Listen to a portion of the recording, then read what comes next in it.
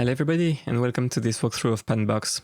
So I'm going to explain every function in this plugin and how I would go about using it in an actual track. But before we start, let me just explain briefly what was my way of thinking when I made this plugin.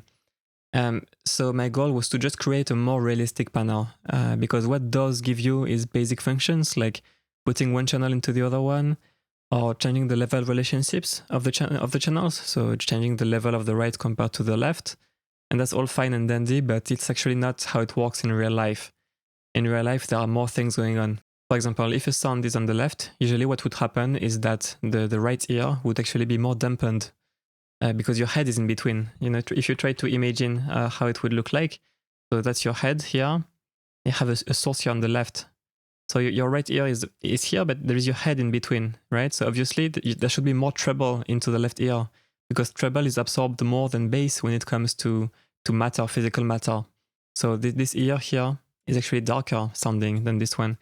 So that's not even all. There is delay differences, you know, timing differences between two ears. So lots of little things.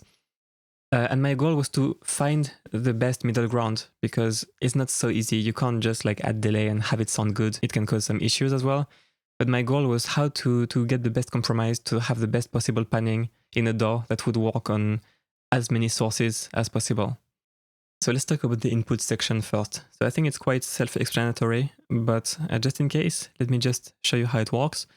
So you have physical left and physical right, and then you can decide to choose if you want the physical left or right of just the stereo signal, which is this, or also mid signal or side signal. So you could just listen to the sides like this, or just the left signal, physical left channel, sorry, of the sides, or physical left channel of the mid signal.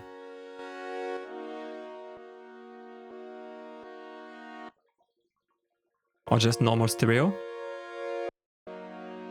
These actually represent the physical channels. So if you phase invert here or here, it's always gonna phase invert your physical right ear or your physical left ear, right?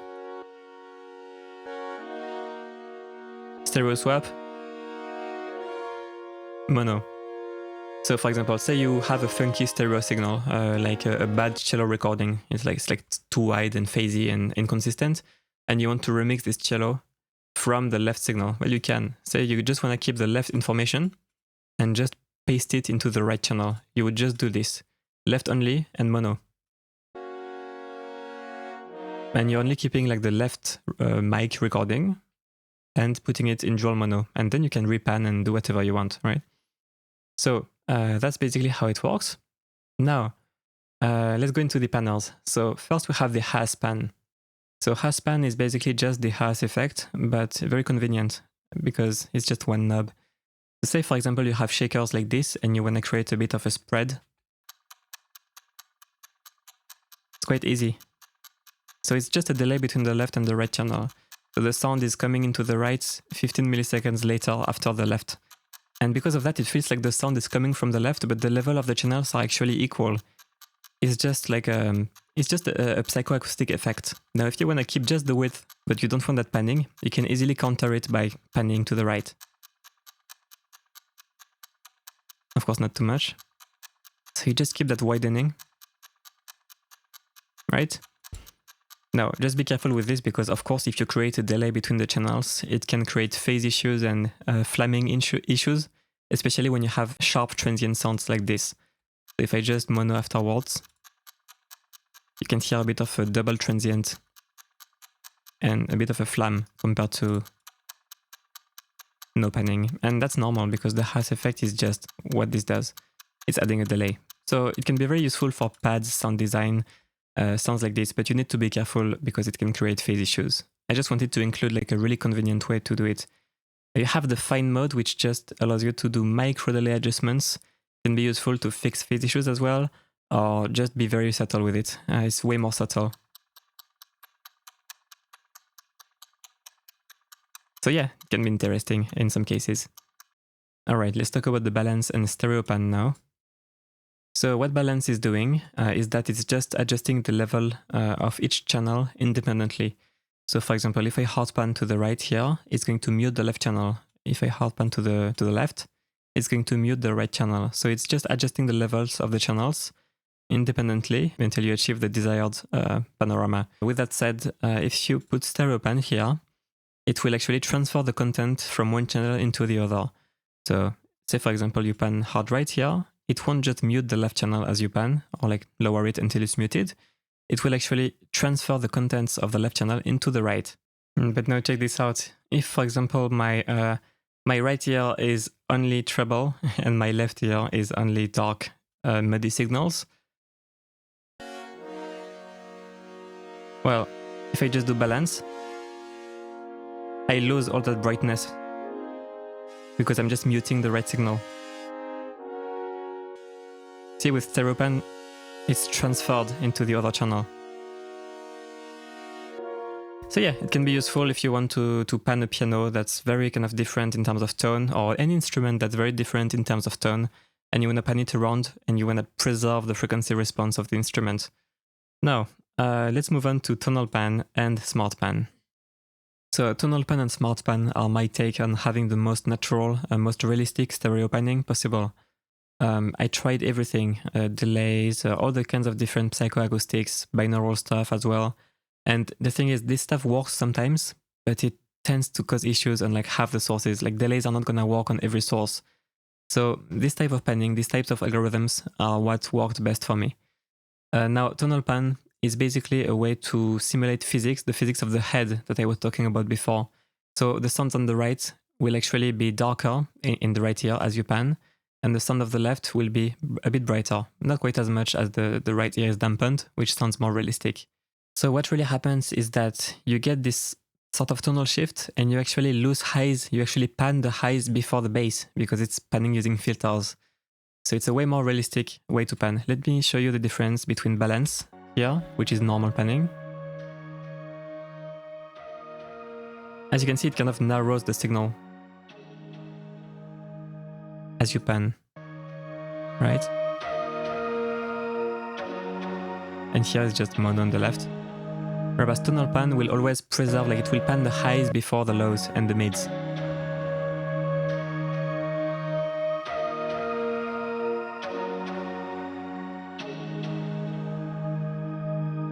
You don't get this sort of narrowing quite as much. It's more respectful in a way of the reverb as well. Now, smart pan takes this a little bit further. A smart pan is basically tonal pan, but in mid-side.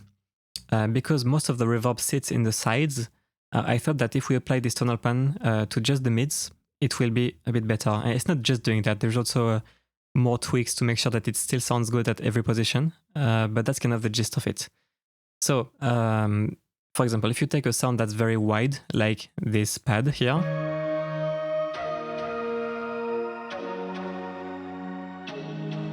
it won't really affect the reverb as much. So as you can see, you can feel that little flute attack is moving around here, because it's more narrow. But the reverb is kind of... the reverb is more staying where it is. So it preserves even more width. And in my opinion, this is kind of a godsend for sound libraries, sort of wet sounds like Spitfire libraries, any kind of orchestral sounds as well, but pads, many things, you know.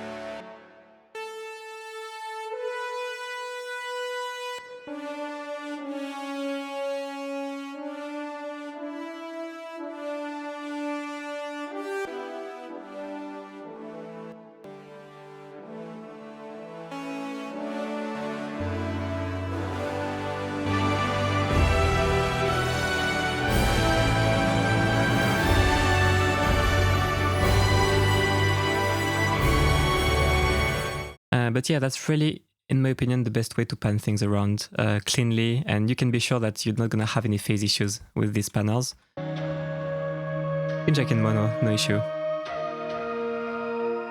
sounds the same. The level is also preserved. The level is constant, no issues. So guys, that's about it. Now we have a bit of a width knob here. It's quite simple, it's a pretty standard stereo enhancer.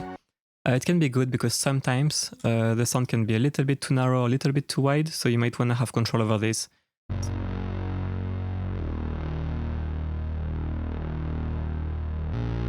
See, that bass here needs to be a bit controlled, a bit tightened. You can just put a filter here to cut the side signal. Or for example, if you want to pan this for some reason, but you want to make sure that the low mids are not on the edges, you can. So guys, that's about it for my Panbox overview. So you can mono here at the end whenever you want to check the signal in mono, because this mono is post panels. And that's basically it. As I just showed you, you have tonal pan, smart pan, and then the other panels. So the HighSpan you can use as a special effect. In general, I would try to use smart pan first. So for all the orchestral composers or people working with acoustic stereo recordings, try smart pan because it's the most respectful of reverb and room. And then if you want to pan even more than smart pan, or you want to kind of fine tune the effect, you can use a bit of tonal pan in combination with smart pan, or a bit of balance as well, or all three at once. You know, I do that sometimes. But try to do most of it with smart pan. If you have a very wide signal to begin with, a smart pan might not do much. In that case, you want to use tonal pan instead. But try to use the really kind of smart panels, which are these two panels, and then kind of fine tune the panning with maybe the balance or width. Don't do too much width. You don't wanna use this too much. It can sound weird. But fine tune your panning with balance mainly if you wanna push it a bit more, or fine tune it. So that's about it, guys. As you can see, usually when I do an orchestral mix nowadays, I'm gonna have a bunch of pan boxes with smart pan, panning things around. And what's really nice about this is that I can actually do more, and it won't sound mono, it won't sound narrow. I can just have a really wide orchestra, and it's much easier, to achieve a nice sound and a nice wide room without collapsing the stereo image. With panning, you can easily fall into this this issue here where you have your stereo field, and as you pan things, you kind of put things into narrow zones, right? Because you're kind of collapsing the room sound, you're collapsing the stereo image as you pan things around. What Panbox does that it keeps more stereo field, because it doesn't really pan the bass as much as the highs. It's more respectful of these things. You end up kind of spreading the sound around without really narrowing it as much. So you end up with these wider zones as you pan, if that makes sense. So that's about it, guys. Thanks for watching this video, and I will see you later. Cheers!